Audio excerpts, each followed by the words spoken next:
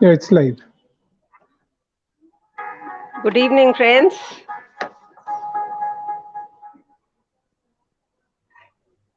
Welcome to Artsy Clicking Sessions. This is session number 5, and we'll be talking on compositions. How to compose your photograph. Part 1 we finished last week, and we'll be talking about part 2. I am Dr. Archana Tandon, a gynecologist by profession, and photography is my passion. And I did diploma in photography just to get myself skilled in the subject. And conducting these sessions uh, with a very selfish motive to unlearn and relearn from others. So, thank you, dear friends, for logging in. We have with us Mr. Hari Prasad. Welcome, Mr. Hari Prasad. Hello. Uh, Thank you, madam. and Mr. Arvind Patore. Welcome, Mr. Arvind. Good evening, ma'am. Thank I'll be you. Thank you. talking. I will be talking on the compositions, and Mr. Hari Prasad and Mr. Arvind will be giving you tips on photography. So we begin our session.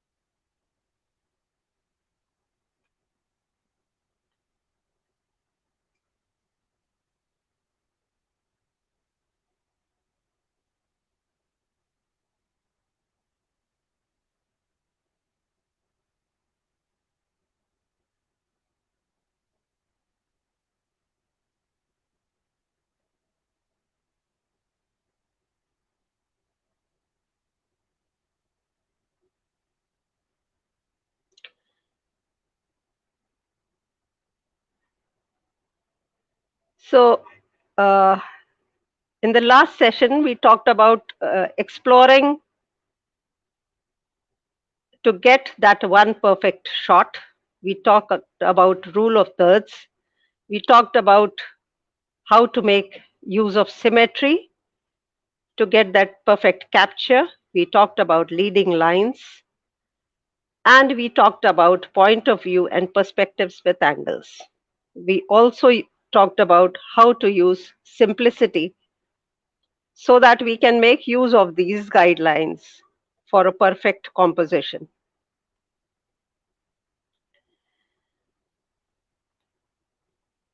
Today, we will add to this list, and we will be discussing certain interesting principles to make use of in our compositions, which are how to make use of shapes, patterns, rule of threes.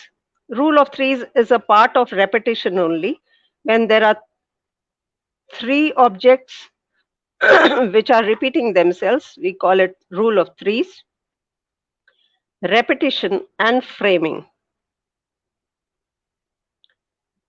So, when framing your shot, look for shapes that exist around to make use of them.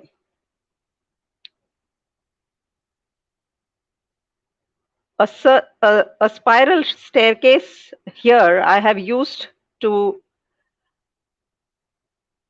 on one side of my capture to get this photograph. And circles can also provide a good frame.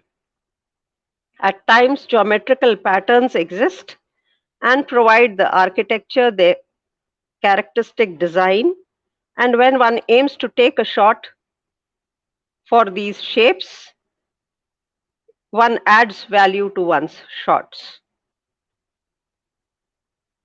So we can also make use of geometrical shapes in our composition and which form a good frame for a capture. So here I have used triangles, circles, rectangles, and there is a circular cylindrical fall. The pillars are also cylindrical. So in the whole frame, you just see shapes which form this frame.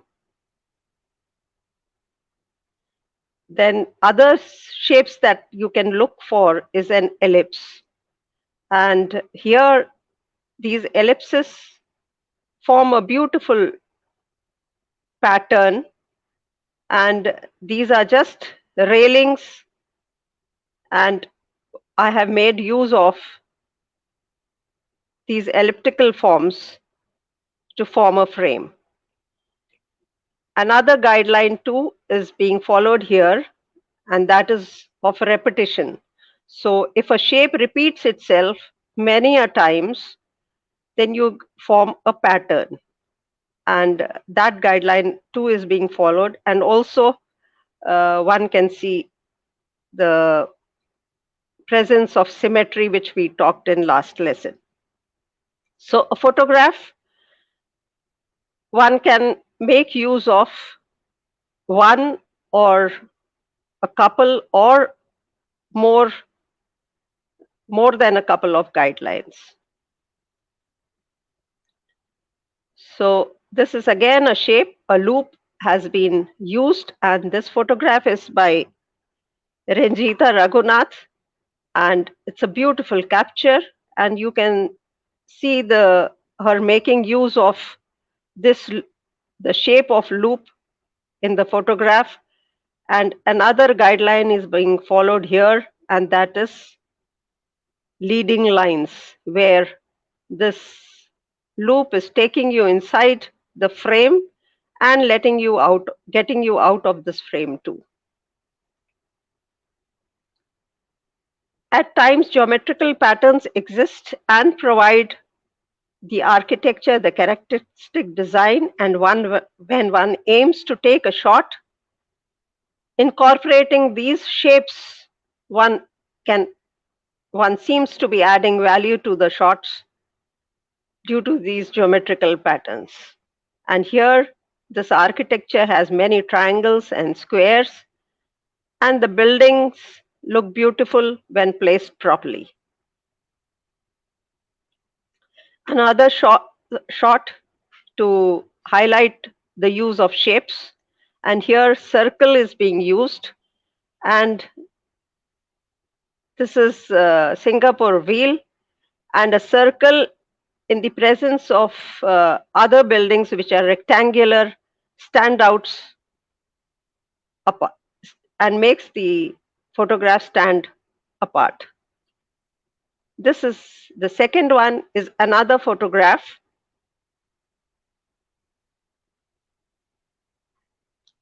of a rounded vessel which has orchids growing inside it, and the vessel forms a circular frame around the orchids. And I would say the vessel is not properly placed. It should have been in the center of the frame.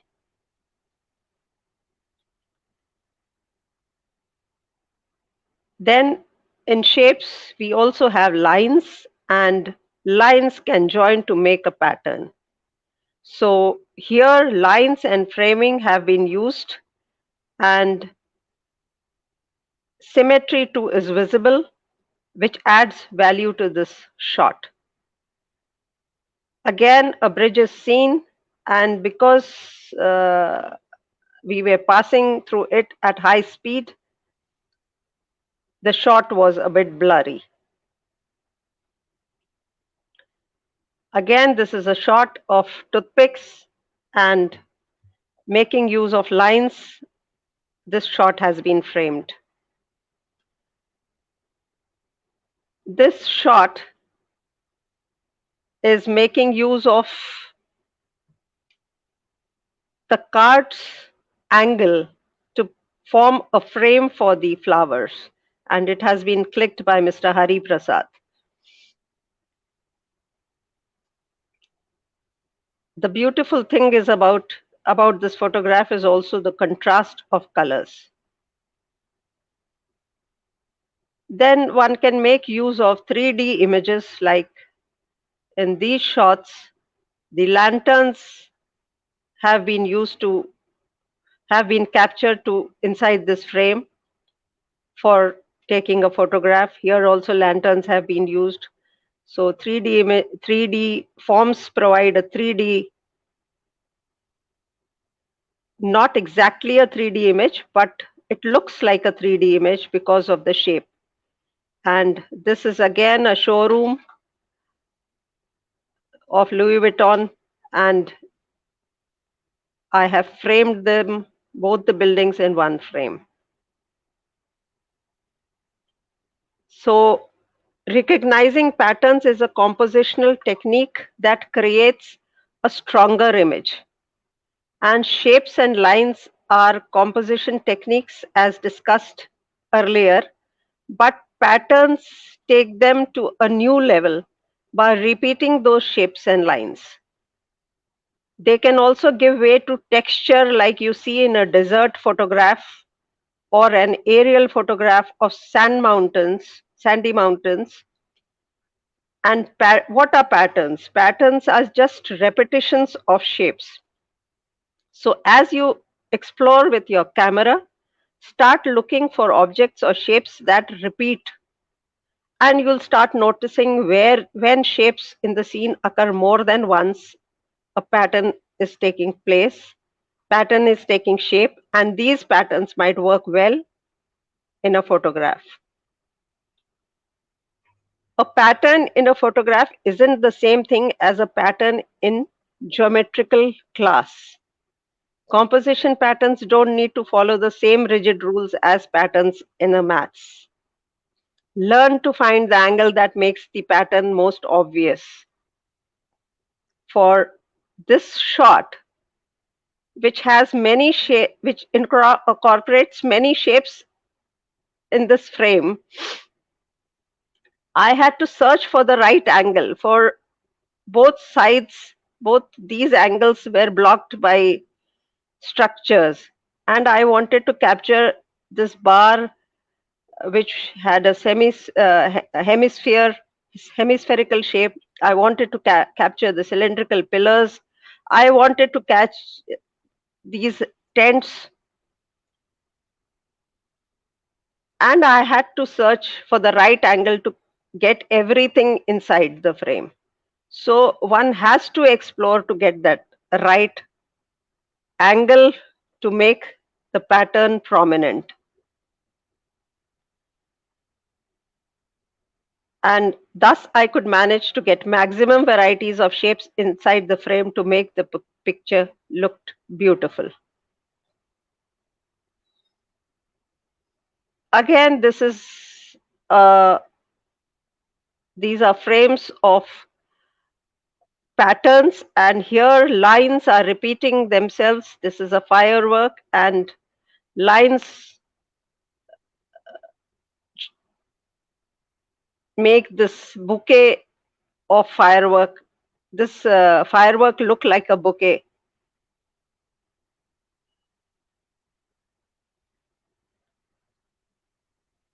Then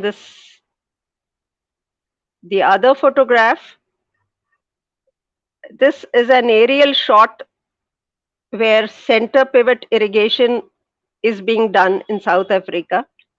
And this creates circular areas centered on the pivot, which irrigates the farm, and the pivot is motor driven. So the crops grow in a circular pattern, and when viewed from above, sometimes referred to as crop circles. So pattern photography is very well visible in this frame, and one can see the circles forming a pattern. Another photograph that I have taken is of these two buildings, which join to form an angle, and repeating shapes of these semicircles form a pattern, and I have made use of these trees at the angles so that the depth can be visualized properly.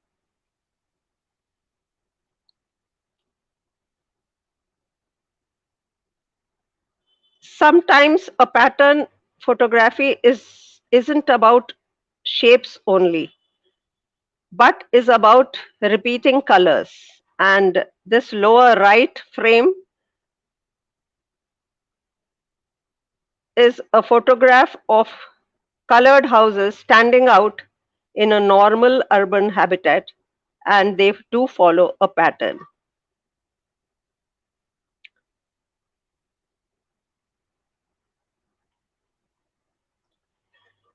Then patterns can be symmetrical as they were, or they can be asymmetrical. So they may be, you won't always find perfect circles or triangles or rectangles or squares, and at times you find asymmetrical patterns, and they can be formed by living beings or maybe natural. Like in this photograph, the you can see the leopards sitting and making a pattern of sitting forms. And in the other one, this is a naturally occurring stalactite and stalagmite in Kango caves, and they are formed by trickling water, which trickles down for centuries, and these are formed. These are salts, and when a stalagmite and stalactite join, they form these pillar-like structures. So a beautiful carvings are formed, and one can imagine what shapes they are taking. So again, the use of pattern is repeating shapes to form a pattern is being used in this frame also, where the pattern formed by the boundary pillars is used to fill up the frame and highlight the subject. So then we come to repetition. So when a pattern is followed by repetition of three identical structures, that is more than two, but less than four. So when there are three identical structures, then it is rule of threes. And here I have made use of rule of threes by capturing these three stupas. And in the other photograph, I have captured these three sunshades against nature. They have been erected. The nature forms the frame, and the umbrellas form a pattern on one side of the frame. Here again, a rule of three is used where three mountains of equal height have been captured to make the to form the composition of this photograph. Again, rule of threes, three birds flying used. Here you can see it is rule of threes also and rule of thirds also, because they have been placed in the center of the frame. So at times you use more than two guidelines to form a frame. So when more than three structures are used to form a pattern, the guideline is named as repetition.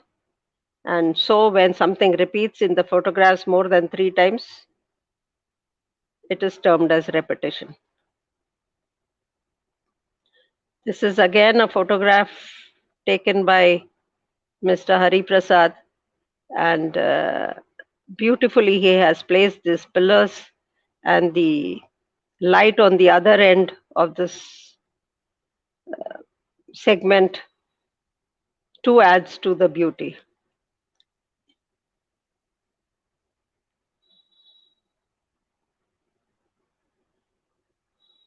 Again, in this photograph, the hanging lanterns, there are many which are identical and they have been used they are forming a circle also, and eh, eh, and repeating. So rule of repetition, guideline of repetition is being used here. Here again, the mountains are repeating,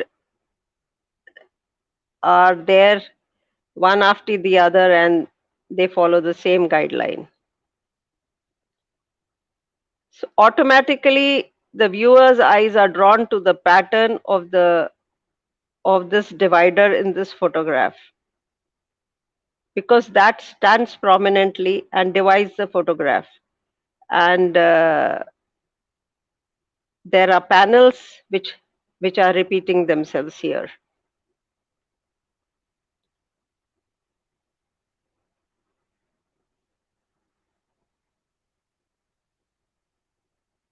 In the other photograph, that is this photograph,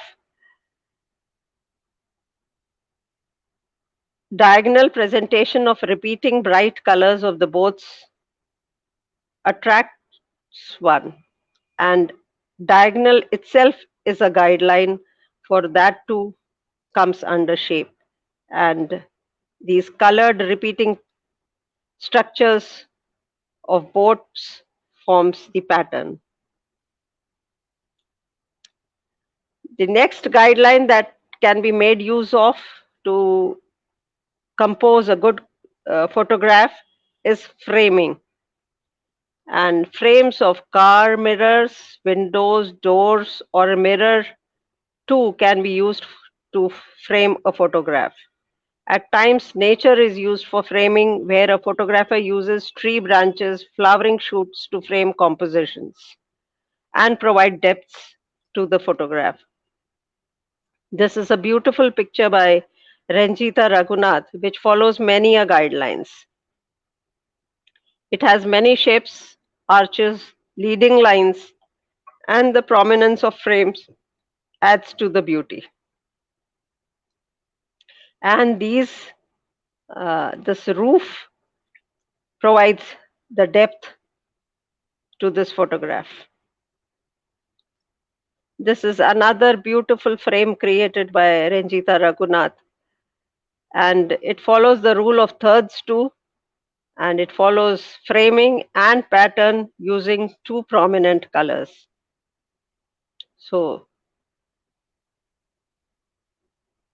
at times nature frames are used to frame a composition, and here these tree branches were used to frame this beautiful composition of Ganga flowing in Haridwar. And when you use a nearby object as a frame, then it adds to the depth of the composition. And this is another way of framing a shot. Here, the doorway is used to frame nature, and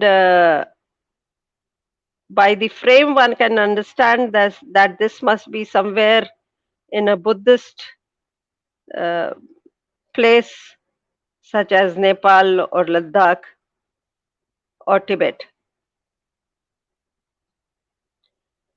Then ventilators too provide a good framing option. And here the ventilator has been used to frame nature. Here again, the ventilator has been used to frame nature in this photograph. And again, in this photograph.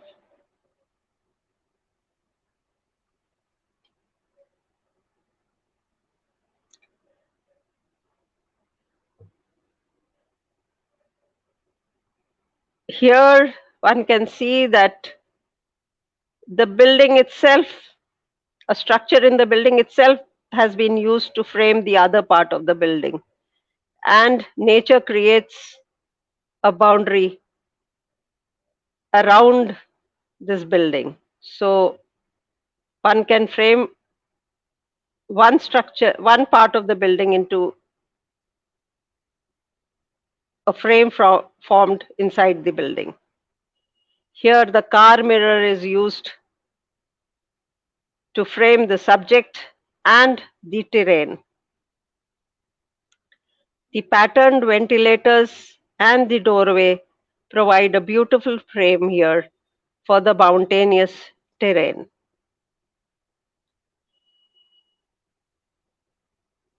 So in this photograph, I have repeated this photograph because there the elliptical shapes were present, but here the topmost elliptical pattern is also forming a frame for the other repeating elliptical patterns, and it is being used as a frame. So a pattern is formed by ellipses of the railings, and the uppermost railing binds them together by providing a frame. Then one can make use of spirals for framing also, like here. This spiral pathway separates the foreground and provides a beautiful framing for this fountain and separates the sky from the foreground.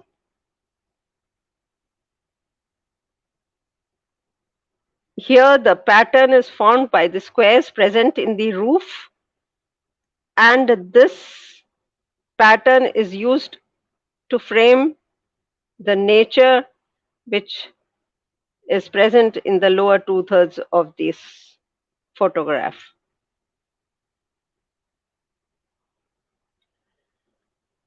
Here again, Marina Bay Sands is seen, and this picture has been taken from Garden by the Bay. And I was trying to create a textured pattern in front of Marina Bay Sands for the overlap. And I created this shot, and then I stood in one corner and asked a tourist to press the shutter when I was in the frame. So at times, subjects should be purposely used to complete a frame. As it was early morning and quite dark, the light inside the building was framed inside the darkened archway frame.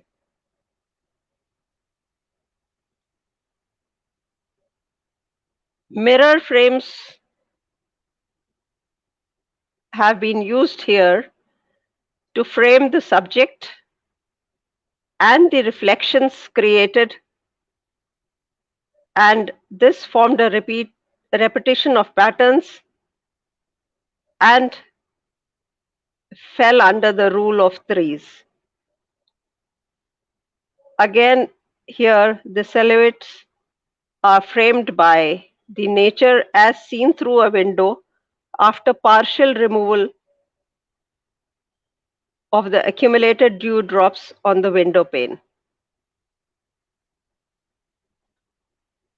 So we have finished with the guidelines of shapes, rule of threes, repetition, patterns, and frames. And now to add to this list, one should always remember that one should never cut the limbs at joints in the photograph. One should leave a negative space to one side, especially for moving objects in the direction of movement, and for photographing movements, usually to right. One should use the rule of left to right, just as we read from left to right. A great way to direct the viewer's eye to exactly where you want them to look is to make the main subject in your photograph stand out by creating a blurred background by using selective focus and a shallow depth of field. And lastly, remember, art and abstract two forms a form of composition. So you, as we see in shots by Mr. Hari Prasad, who will be talking on this photographs. So leading lines, symmetry, framing, point of view, and many other guidelines used for composing a photograph should comprise of a language to be navigated as a poet and not as a stenographer. And that is why I say these are just guidelines and not rules.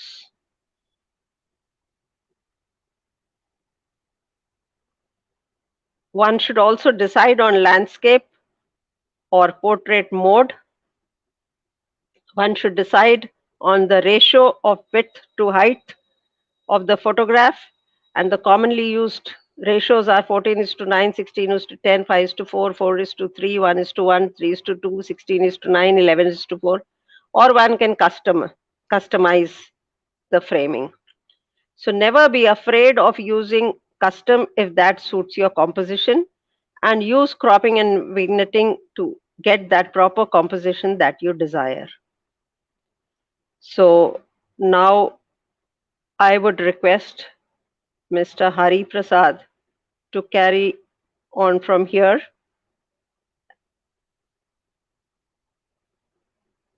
Thank you, Archana madam. It was a wonderful. Thank you, Archana madam. It was a wonderful explanation of the photographs, and you Thank have you, Hari. covered. Please continue. Yes, you have covered most of the theoretical and the practical part of it. So I will just probably talk about the artistic point of uh, thinking.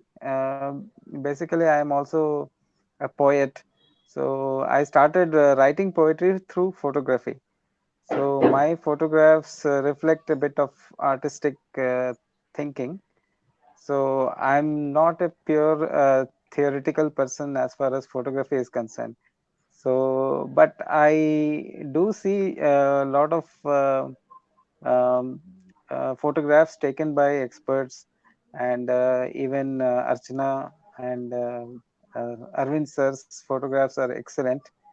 So, my photographs, I like to see the patterns, and I like to see a bit of art, art and artistic. Uh,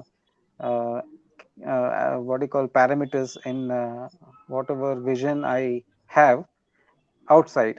So that's what I also suggest everybody to look at it. So I just talk about these photographs which you are seeing now.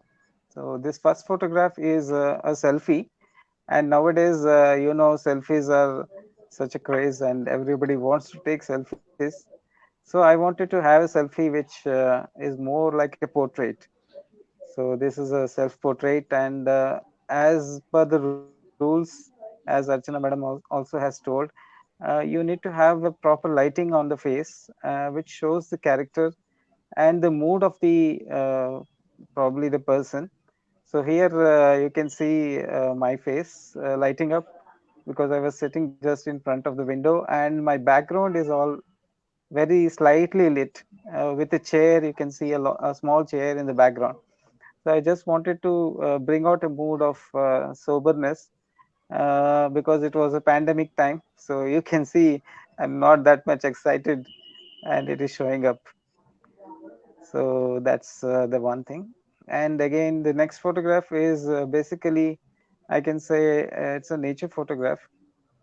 You can see a lot of colors and a lot of beauty in that photograph.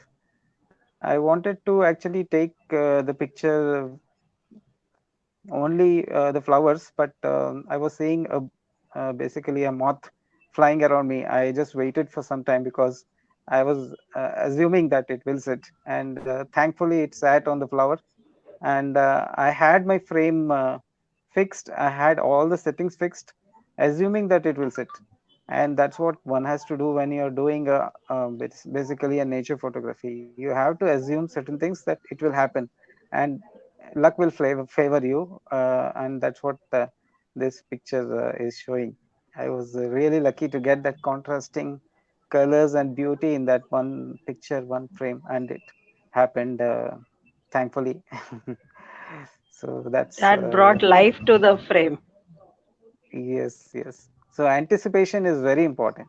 That's what I want to say when it comes to nature photography. These two photographs is basically an outdoor photography. So in outdoor photography, you have to be very careful because the light is very good when it comes to outdoor photography in the mornings and in the afternoons. But one has to be very careful about capturing whatever uh, picture you want to take, considering the light. So here, the first picture, you can see the canopy, the grass, and the small flowers that have grown on the grass. So the difficulty of this picture was there was so many contrasting colors, and the light was also very good. So I didn't want to make too much of light to destroy certain colors. So I had to wait a little bit and do some settings. So when it comes to this kind of outdoor photography, you have to make sure that the foregrounds and the background and the flavors of the picture are all captured, and you must be very careful about the frame. So you can see the flowers in the canopy. There's a big tree with red colors, and also there are small poppy flowers in the bottom side. So and the um, green grass also has come up very well. So the second pic is basically a small macro picture. The flowers are very small, so I had to actually use a macro lens to capture it, and the colors and the small beautiful lines in the middle of the flower was very important for me to capture. So this is a macro picture which I had taken, and this was also given a very beautiful contrasting colors. So you must always observe things in the nature so that you can capture them. And secondly, we are all urbanized, so it's very difficult to get a very what you call nature friendly pictures and outdoor pictures uh, within the urban cities. So what you can get in urban cities is basically some kind of architecture or some kind of patterns. So I always look for small patterns or architecture when I'm moving around inside the city. So here I was going in metro, and I just saw the railway tracks, and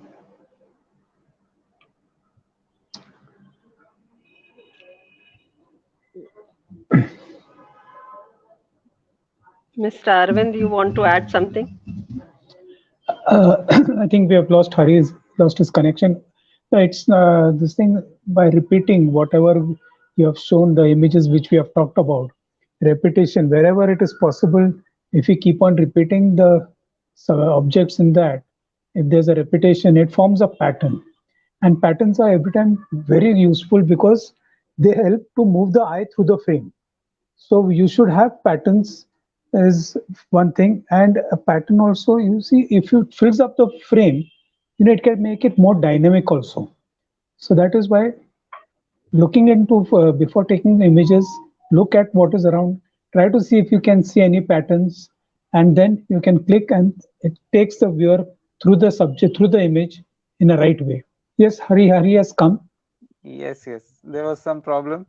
Sorry for that. Yes.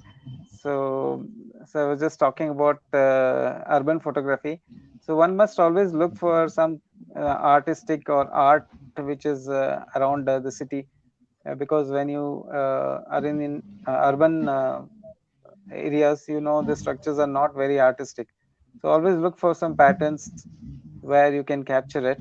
So these are very small pictures which I took while going on a metro. I saw the railway tracks, and they form like branches of a tree, and it felt very beautiful to capture, and it has come out very good.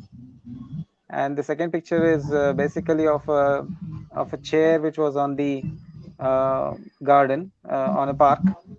So I wanted to capture it, and there was a night light. It's basically on the night, so the light was falling on the chair. The contrasting colors and the patterns of the floor and the tree that has grown with very strong roots. All of it was coming. Looking at it was very good. So somehow I wanted to try to capture it. So that also has come up very well. And basically, one has to see all these things while roaming around, and one has to be observant about the colors, the contrast, and the light. So definitely, people will see, if they see and they have a vision to capture that kind of thing. Then nowadays the mobiles are very good for good photography. So keep trying, keep playing with uh, your shots. Maybe you can use some Photoshop applications also, which will help you to enhance your pictures. So Thank you, Mr. that's what Hari. I want to say. Thank you. And Yes. Mr. Arvind, would you like to say something on composition? No, I just think when you see patterns and when you see similar shapes in your images, and if that pattern means if you can create a repetitive pattern, like I told you, the composition is very strong that time because it takes the viewer's eye through the image. So he can follow that and he can see very good, means you can create very good images in that. Lines also can be used for converging lines are there, parallel lines are there. Then we have got intersecting lines also. So all those create the dynamic to the image. That is it. Thank So you, Mr. Thank, Arvind. And thank you, now, sir. thank next session will be how much light is enough and how to use light meter. And Mr. Arvind will be talking on that. And thank you, dear viewers, for logging in. And it's dinner time, and it's time to say goodbye and good night. Good night, Good night. everyone. Good night. Good night, everyone. Good Thank night. you. Good night. Thank you. Thank you, sir. Thank you. Yes. Actually, by You're still mistake, I live. pressed You're some still We button. are live. still live. We are still live.